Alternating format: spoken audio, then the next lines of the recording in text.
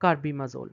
कार्बीमाजोल is an anti thyroid drug. हम इसको देंगे थायरोटॉक्सिकोसिस में, ताकि जो T3 और T4 की प्रोडक्शन है वो कम हो जाए। अब ये काम किस तरह करती है? हमें पता है कि जो थायराइड ग्लैंड है उसके अंदर थायरोपारऑक्सीडेज एंजाइम होता है। अब ये थायरोपारऑक्सीडेज एंजाइम करता क्या है कि जो थायरोग्लोबुलिन मॉलिक्यूल्स होते हैं उनके अंदर जितने भी टायरोसिन रेजिड्यूज होते हैं उनके साथ आयोडीनेशन कराता है, उनके साथ आयोडीन जो है वो कंबाइन कराता है और प्रिकर्सर्स जो कि T3 और T4 है वो फॉर्म करता है। अब जब हम कार्बीमाजोल दे देंगे उसकी वजह से थायरोपारऑक्सीडेज एंजाइम जो है वो ब्लॉक हो जाएगा, जिसकी वजह से T3 और T4 की कॉन्सेंट्रेशन जो है वो फॉल कर जाएगी। तो इसकी वजह से हम थायराइड आउटपुट जो है वो डिक्रीज कर सकते हैं और इसके साथ साथ जो थायरोटॉक्सिकोसिस के साइंस और सिम्टम्स हैं उनको भी ट्रीट कर सकते हैं। तो अगर हम थायराइड की पैथोफिजियोलॉजी की बात करें तो जो सबसे पहले हाइपोथैलेमस होगा वो थायरोट्रोफिन रिलीजिंग हार्मोन जो है रिलीज करेगा। ये thyrotrophin releasing hormone anterior pituitary के ऊपर जाएगा, जिसके रिस्पॉन्स में एंटीरियर पिट्यूटरी में से TSH निकलेगा, थायराइड स्टिमुलेटिंग हार्मोन। अब ये TSH जो है वो थायराइड ग्लैंड के ऊपर जाएगा, जिसके रिस्पॉन्स में थायराइड जो है वो T3 और T4 रिलीज करेगा।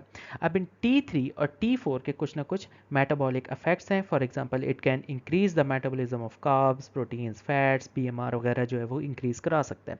इसके साथ साथ ये जो T3 और T4 है ये नेगेटिव फीडबैक लूप के थ्रू TSH को इनहिबिट कर सकते हैं। अब इस सारे सिनेरियो में हम डिफरेंट ड्रग्स दे सकते हैं। फॉर एग्जांपल जो थायराइड ग्लैंड है इसको हम आयोडीन 131 के थ्रू जो है इनहिबिट कर सकते हैं, या फिर इसके साथ कार्बीमाजोल के थ्रू भी इसकी इनहिबिशन वगैरह कर सकते हैं और T3 और T4 की जो प्रोडक्शन है वो डिक्रीज कर जाएगी। इसके अलावा हम लीवो थायरोक्सिन देंगे, जिसकी वजह से क्या होगा, T3 और T4 की प्रोडक्शन जो है वो इंक्रीज कर जाएगी और नेगेटिव फीडबैक लूप के थ्रू जो TSH है वो डिक्रीज कर जाएगा। सो इस तरह हम डिफरेंट ड्रग्स देकर ये सारी पैथोफिजियोलॉजी जो है वो ऑल्टर कर सकते हैं। अब जो कार्बीमाजोल है ये हम ओरली देंगे और ये कन्वर्ट हो जाएगी मैथीमाजोल में। अब उस मैथीमाजोल की प्लाज्मा हाफ लाइफ जो है वो 6 to 15 आवर्स है। क्लिनिकल यूज़ कार्बीमाजोल का क्या हो सकता है? हाइपरथायराइडिज्म को ट्रीट करने के लिए बिफोर द सर्जरी। इसके अलावा टॉक्सिसिटी और साइड इफेक्ट्स की बात करें तो कार्बीमाजोल की वजह से एक ग्रैनुलोसाइटोसिस होगी, लेकिन ये बहुत रेयर है, इंसिडेंस 0.1 से 0.2% है। उसके अलावा रैशेज हो सकते हैं, ये थोड़ा कॉमन है। उसके अलावा जॉइंट पेन्स हो सकती हैं।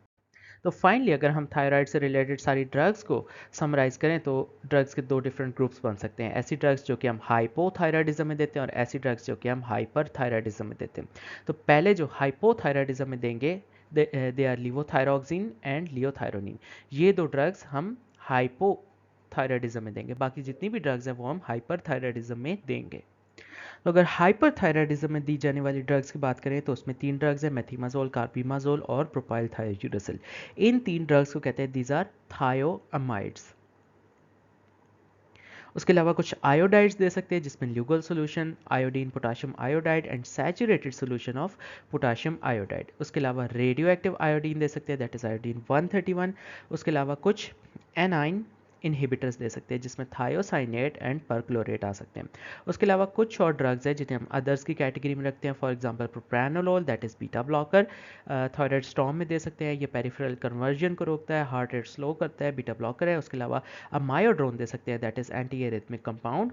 और उसके अलावा कुछ आयोडीन रेडियो कंट्रास्ट मीडियम जिस तरह diatrizoate, this is given orally, and iohexol, this is given IV।